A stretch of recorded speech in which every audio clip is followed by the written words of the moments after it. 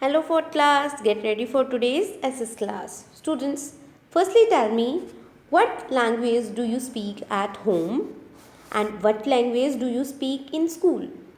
Students, we live in Haryana, so most of us speak Hindi and Haryanvi language at home, and in school we speak Hindi and English language. Clear? Students, today we are going to start our new block 14, our rich culture, and today we will learn about the different languages spoken in India. Now students, tell me what is mother tongue? Mother tongue क्या होता है? The language that we speak at home, जो language हम घर पे बोलते हैं, that is called mother tongue. I hope it is clear to you all. Now students, tell me how many different languages do we speak in India? हमारे India में कितनी languages हैं? Students, there are many languages in India. People in different states speak different languages. And now we will discuss important facts about this lesson. Some of these are Hindi. Hindi जो है वो कहाँ पे बोली जाती है, कहाँ पे स्पीक की जाती है? उत्तर प्रदेश और उससे कनेक्टेड जो भी स्टेट्स हैं,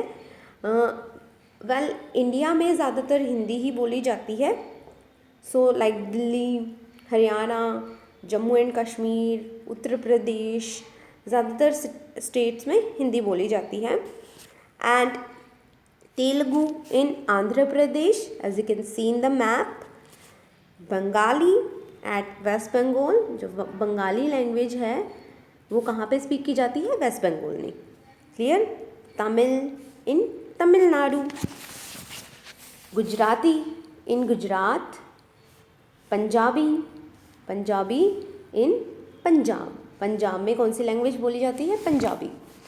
Hindi and English are largely spoken by people across the country, and most people in India understand one of these two languages.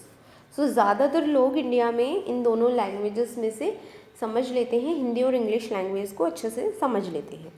I hope you understand that. So moving to our next step, higher order thinking question. Question is, why do we have so many different languages in India? India में इतनी ज़्यादा different languages क्यों हैं? Let's discuss.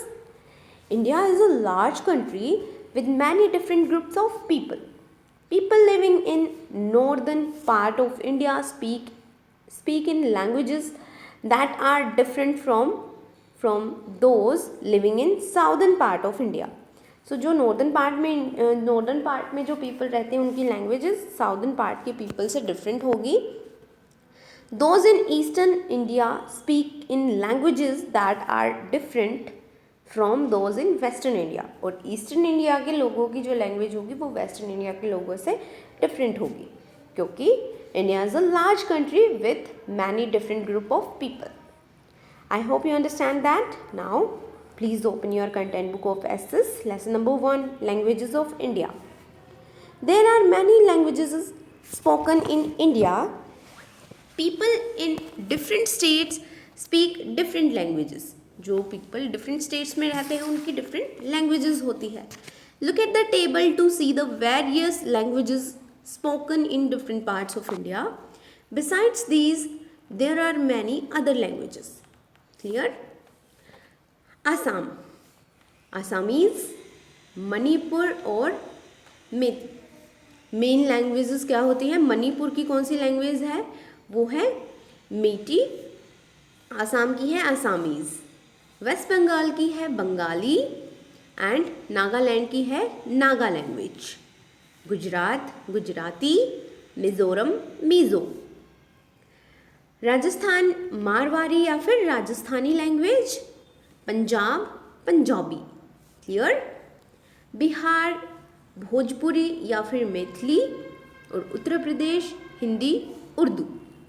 Odisha ओरिया, तमिलनाडु तमिल.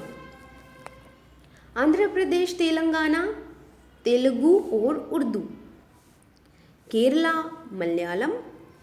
मध्य प्रदेश हिंदी. कर्नाटका कन्नड़ा. कन्नड़ भी एक language होती है जो कि कर्नाटका में स्पीक की जाती है. जम्मू एंड कश्मीर कश्मीरी, डोगरी. झारखंड सांथली. मेघालय खासी गारो और Maharashtra Marathi.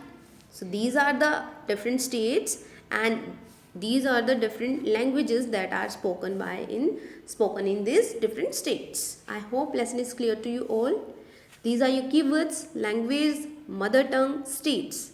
So what is mother tongue? That language that we speak at home and in our state is called mother tongue.